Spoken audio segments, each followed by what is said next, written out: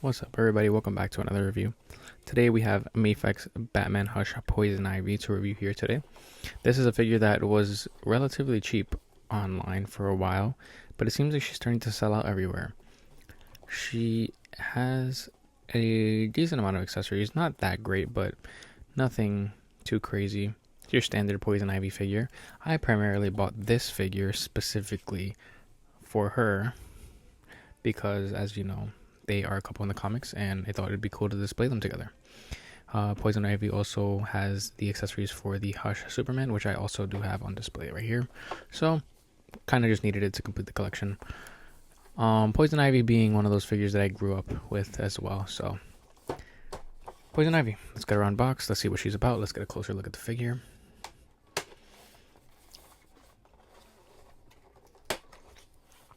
Alright, Poison Ivy. This is a figure I've been wanting for a very long time, but it took me quite a bit of time to actually buy her. So here is the box. Wow, she actually comes loaded with accessories, at least compared to that Scarecrow that I recently reviewed. This is what I'm talking about. You see, Poison Ivy actually has some accessories. Scarecrow could have had poison gas, fear gas, whatever you want to call it. He could have had something. He could have had a holdable mask, anything, I beg. At this point, I'm begging for accessories, you know? That's how you know he needs accessories, but... Anyways, we're talking about Poison Ivy today, and she has a plastic bag around her neck. What is this about? What is the necessity of doing that? I feel like I'm doing more damage taking it off than what it protected. Anyways, here we have Poison Ivy, and honestly, she's looking really nice. I like these like hints of floral, like I don't really know how to explain, like these floral additions to her. See the leaves going around her suit, also around the feet, also like these leaves everywhere, you know. Or vines, whatever you want to call them. Even in her hair, you can see some details there on her face as well. Really cool. Her hair looks really nicely sculpted as well, giving that like Starfire orange, to be honest. Her head sculpt, I don't know, something's kind of off about her eye. Maybe one eye's bigger than the other. I'm not sure what it is, but nothing too crazy, right? Just looks a little off to me.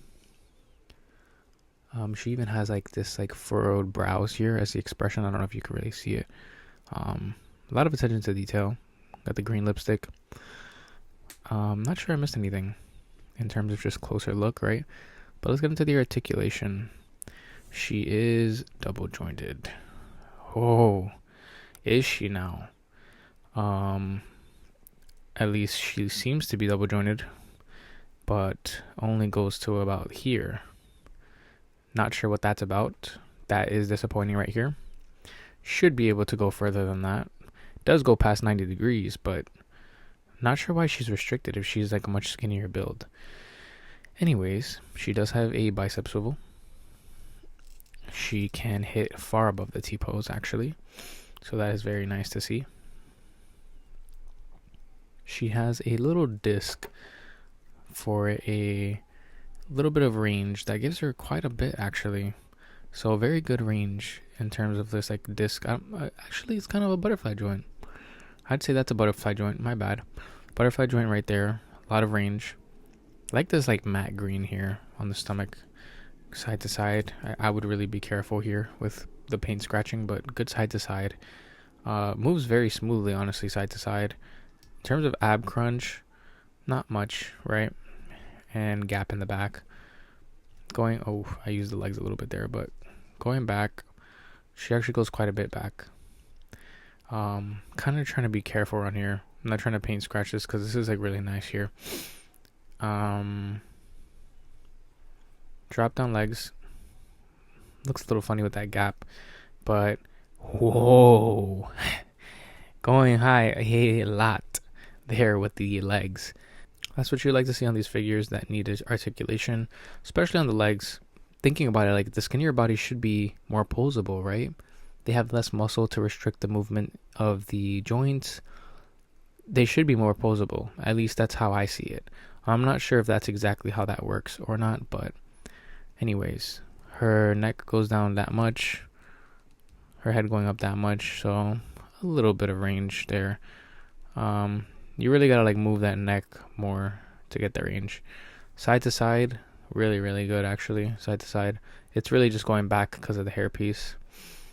And double jointed knees, can't forget those. Kicks back really far. She does have a toe hinge right here. Her ankles, kind of swivels a little bit to the side. Yeah, oh no, she does. I think it's just a little stiff right now. Honestly, amazing articulation for this poison ivy. The side to side movement in the abdomen, the butterfly joint, and the drop down legs are all great articulation points for her that work really well. I just wish we get more of this double joint here going further up, but really, really nice articulation, more than I expected, honestly. But now let's get into the accessories. She comes with an additional head sculpt with her hair swooshed to the side and a little smirk there, which looks nice. She comes with a briefcase of money, of cash.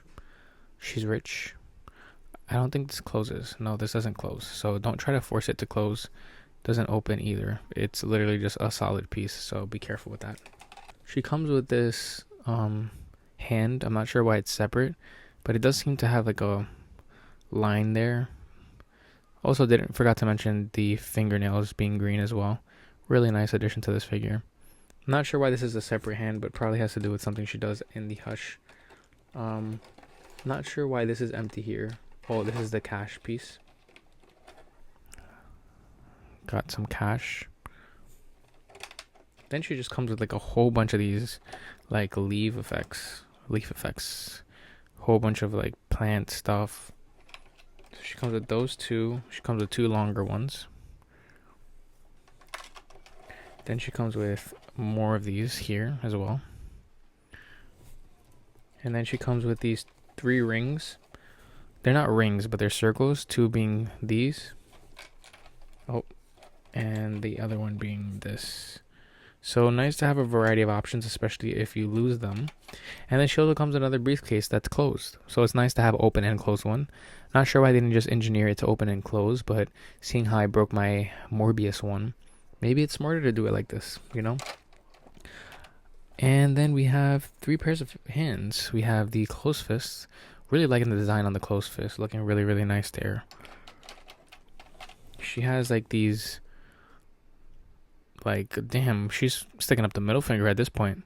Not sure what all this is about, but maybe she's doing some like rock and roll stuff. I don't know what she's doing, but probably has to do with the comic and what she does with her powers.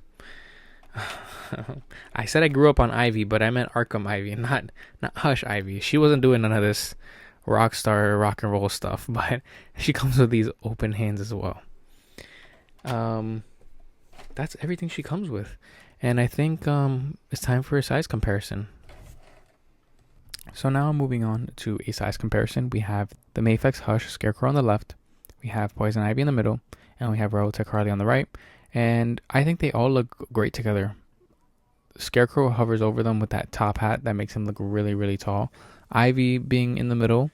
And then Harley being the tiniest of the 3. I honestly like that they scale like this. I think they all fit well. For me, I'm very satisfied with the size comparison. So now let's move into the final thoughts and let's talk about what I think about this figure.